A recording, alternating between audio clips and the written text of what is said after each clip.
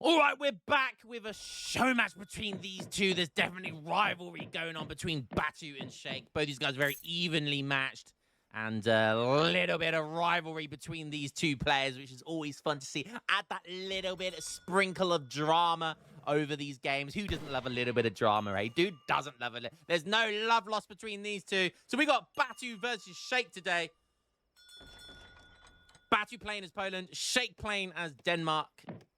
The Danes, the Poles, who will come out on top today. Like we've discussed, the general consensus is that Denmark is the better of the two civs, but I'm not totally sure about that. I think the Poland church build, I do worry if the Poland church build gets nerfed. If the Polish church build got nerfed, then Poland in their current state will be quite low tier, because you're essentially going to have to full Vork boom every game.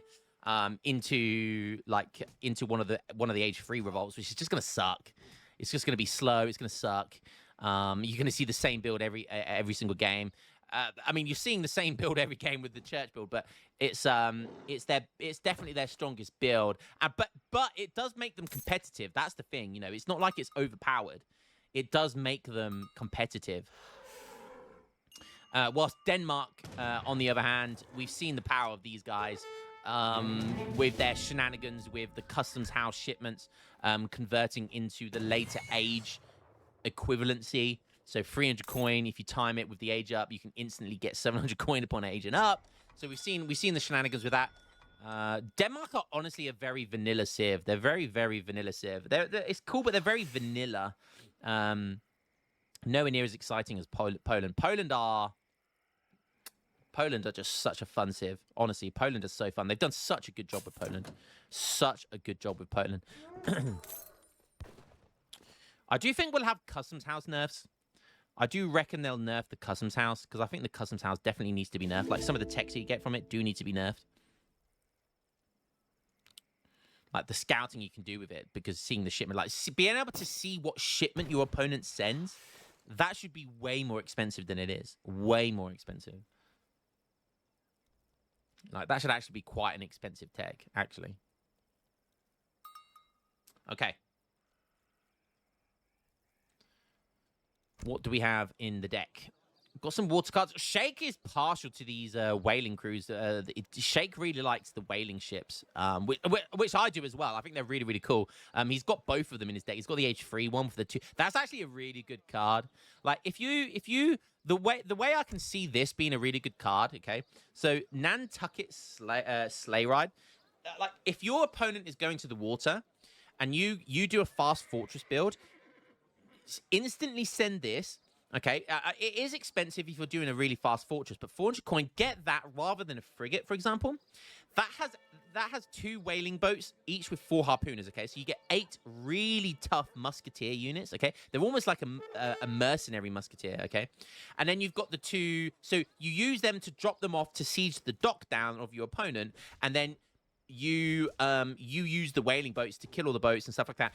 But then the reason why it's so good is because once that happens, not only do you still have the musketeers left over, okay, you've also got 2 docks. You've got 2 floating docks on the water now, which can make boats, because those whaling boats can make other boats. So you've essentially got 2 docks on the water. So it's if your opponent, you've got to be really careful about water booming against Denmark because of this.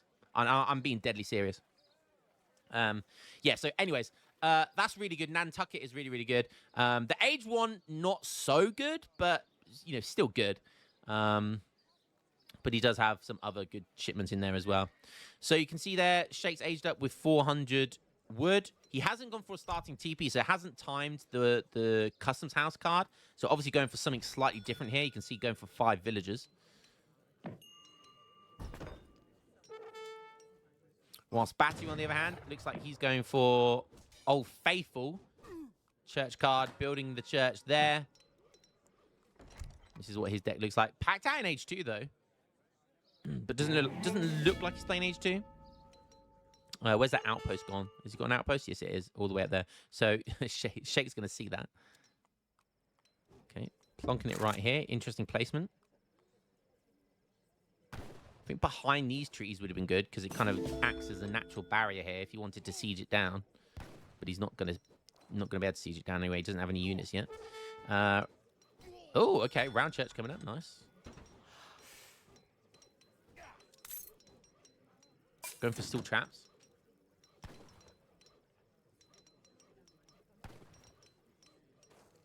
Nothing too crazy at the moment. There comes the Liberian Veto. Is he going to get... Yeah, he's going to age up. And then he's going to mine for... Interesting way to play this. So he doesn't go for the 700 coin. He goes for 700 wood. Which tells me he's going to want the Crown Grenadiers as well. Which could work out really well. But yeah, going to get the Crown Janissaries at some point here. Shake. Don't forget Denmark. One of their unique things about them is that they get a cheaper age up. So their age up is only like 960 food and 800 coin. Going for the triple round church. Interesting. So for anyone who doesn't know, Denmark, another unique thing about Denmark is they get the round church and you can build 3 of them. So they're like a normal church, but they don't have quite as much XP. But obviously with 3 of them, that's 1.5 XP. But these churches shoot back, baby. So these churches each have 20 ranged attack at 14 range. They have multipliers versus mercenaries and outlaws, which is interesting. But yeah, you can build 3 of them. You can garrison 20 units inside there as well. So you're going to have some interesting stuff there where you can garrison units inside the round church and you can just poke them out. It's kind of actually kind of crazy. So I'm sure we're going to see some interesting micro with round churches at some point in the future. Sending in stowage. So this is 300 coin, 300 wood, and all customs house shipments give you more. They give each customs house shipment gives an additional 100 resources. I've spoke about how OP the shipment is before because that already gives you 600 resources. So it's kind of crazy. That should be nerfed, I think, to like 500 resources. It should give you. Feels like a very, very powerful. Powerful tech. And look at this. Look at this. Batu's going for the TP boom. Interesting. Age 3 is on the way. Aging up with the scout. It's going to be the dragoons. Oh, is that Barrett's going to go? Even if he goes up, it's probably going to get taken down straight away. Nice villager kill there. Batu is in age 3 right now. First shipment was 1k wood. Interesting. Everyone is on wood as well. So not only is he... I mean, surely he goes for the Crown Grenadiers, right? Like, there's the 1,000 wood on the floor. Is he going to go for the 1,500? He does already have Stagecoach. So does he need any more? This is a really interesting take. Maybe doing this early, really early, and going for the TP boom is a really good way for Poland. Because the problem is with them is always their economy. No matter what you do, their economy is always a problem. Unless you go for a massive full walk boom. But even then, sometimes you're behind. So this could be a really interesting way of getting around that.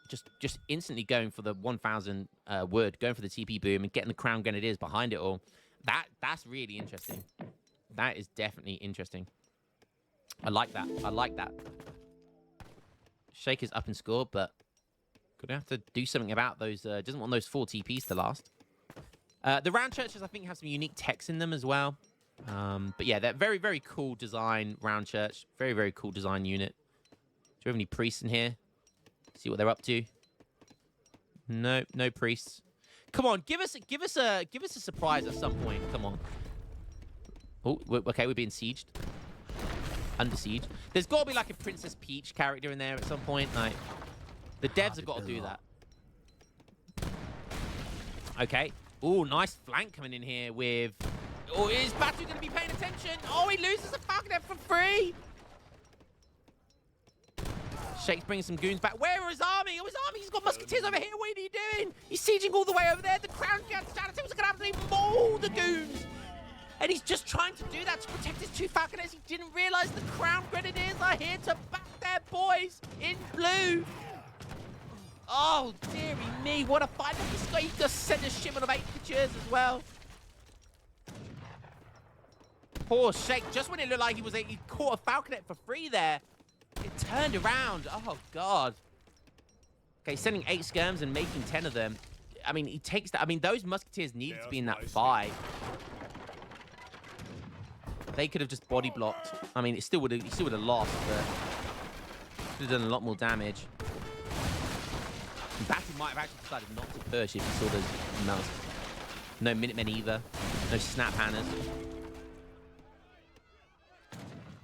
Oh, almost found a shot on those skirmishes. He needs to come around the right. He scouted this custom house before. Just come around here and siege that customs house down. Always target the customs house. Always, always, always target that customs house. Oh, the shake. The shake. That was the psionic wiggle. Oh, and another one. He dodged it again. The only damage done was the area of effect. Oh, my God. Shake with the micro. Shake. Control yourself, good sir. He's trying to do it again. He didn't know which it was attacking, though. Nice. And then kills it. Shake with the probe. That was fantastic micro by Shake. Wow. That was actually insane micro. And I don't give out compliments to Shake for free, all right? But that was some of the best micro I have seen. Like, that was, like, if you saw Julian, you would be impressed if you saw Julian do that. But Shake doing it? God, no. That was very impressive, Shake. Very, very impressive. Okay, more Customs House text coming in. 9 Musketeers now. Don't know what he does here. I mean, you have to go Skirm Goon, I guess, right? You just have to go Skirm Goon. But the problem is with Skirm Goon is you're not going to have a lot of siege to deal with these trading posts, and you've lost your 2 Falconets now, and that was your siege. 25 bills for Shake. 36 for Poland. Sending in Slashta. With Winged Hussars and Cavalry Archers are cheaper by 15%, and Winged Hussars 20%. Wow. And Retainers now cost coin instead of wood, which is nice.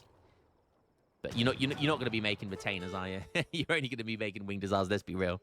Yeah, look, he sent this card here for 15 vils, which is crazy. So with the TPs on wood, that's so genius. The TPs were all on wood, and he just, like, almost, you get 75 resources, 75 wood per pass. That's 10 wood off one house. You're almost getting one house per TP pass.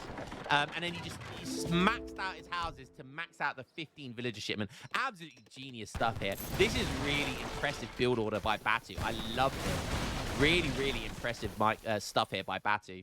Good micro by Shake. Batu just with the genius build order.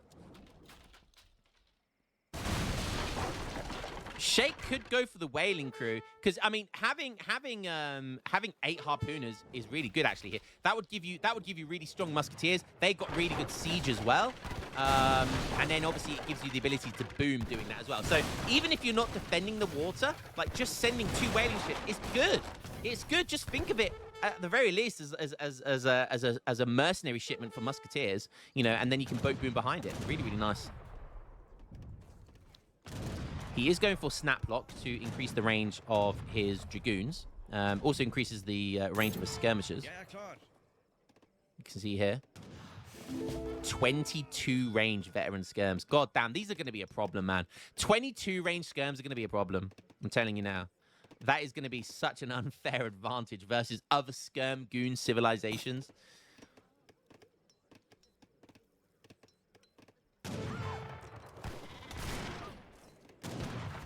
Oh, probably going to lose some vils here.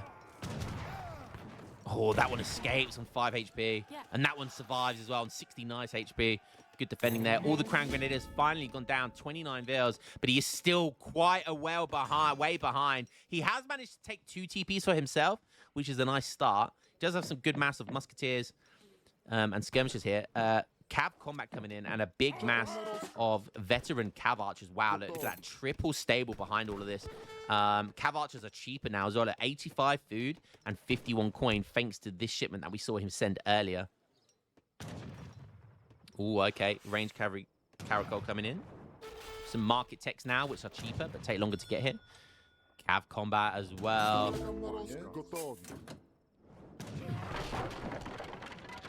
Okay, where does Shake go from here? Shake's up in score, even though he's massively down economy-wise. He is actually up in score somehow. Oh, he's going to find a juicy raid over here. Battle on 41. Shake's going to lose so many vills there, and he doesn't have a cavalry unit. And yeah, he just gives up. He just calls the GG. What a good game. That's such a cool, typical Denmark versus Poland game. Really unique build by Batu. Not seen like the TP boom like that before. And this is why Batu's like one of the best Polish players in the game. He might be the best Poland player in the game. Really, really nice. That was such a cool build. The Crown Grenadiers with the Janissaries and the two Falcons was very, very powerful. Sheikh did lose his two Falcons, only really killing one Falcon. So that was the biggest problem. If he kept them alive, that game could have gone very differently. But yeah, that was a really cool game. Well played. And some insane micro there, by the way. Some insane micro by Sheikh. I would pat myself on the back with that.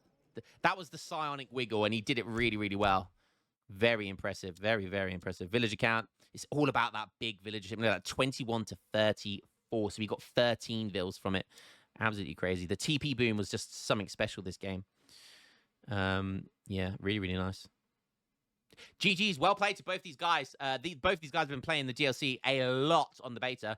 Can't wait to see what they're going to be doing when the DLC does launch. Hope you guys enjoyed today's game, and I'll catch you in the next one as always. Peace out.